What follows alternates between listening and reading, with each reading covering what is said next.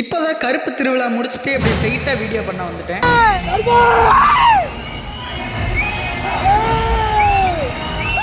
இந்த படத்தை பற்றி சிம்பிளாக சொல்லணும் அப்படின்னா லிட்ரலி பியூர் சம்பவம் பை RJP.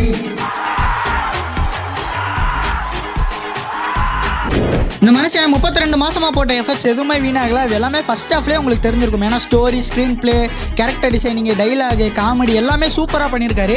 சூர்யா வச்சு என்னென்ன சம்பவம்லாம் பண்ண முடியுமோ அது எல்லாமே பண்ணாரு. சூர்யா அந்த படத்தில் கருப்பு சாமியாக வாழ்ந்திருக்காரு அப்படின்னு சொல்லலாம். ஏன்னா நிறைய சீன் வந்து ரொம்ப ரொம்ப சூப்பராக இருந்துச்சு. முக்கியமாக கிளைமேக்ஸ் சீன்லாம் ஸ்க்ரீன்லலாம் ஒருத்தர் எந்திரிச்சு சாமி ஆட்டம் ஆடினாரு. நிறைய நீங்கள் இன்ஸ்டாலையும் பார்த்துருப்பீங்க. ஏன்னா அந்தளவு அந்த சீன் இருந்துச்சு. அதை தாண்டி அந்த சீனை இன்னும் பூஸ்ட் பண்ணி கொடுத்தது சாய் அபியங்கர். அவரோட மியூசிக் இந்த படத்தில் நல்லா இருந்துச்சு, ரொம்ப சூப்பராக இருந்துச்சு. அதே சமயம் வந்து 2-3 சீனில் வந்து அவரோட மியூசிக் அவ்வளோக்கா லைட்டாக டச் ஆகாத மாதிரி இருந்துச்சு. ஆனால் கிளைமேக்ஸில் கருப்பா கூடவா பாட்டை போட்ட உடனே மொத்த தேட்டரும் பிளாஸ்ட். ஓவராலாக பார்க்கும்போது ரொம்ப வருஷம்க்கு அப்புறம் ஒரு கமர்ஷியல் படம் ஓரளவு லாஜிக்கோட பார்த்த மாதிரியான ஒரு நல்ல ஃபீல் கொடுக்கும். கண்டிப்பாக போய் எல்லாரும் தேட்டரில் பாருங்கள். இது ஒரு தேட்டர் மெட்டீரியல்.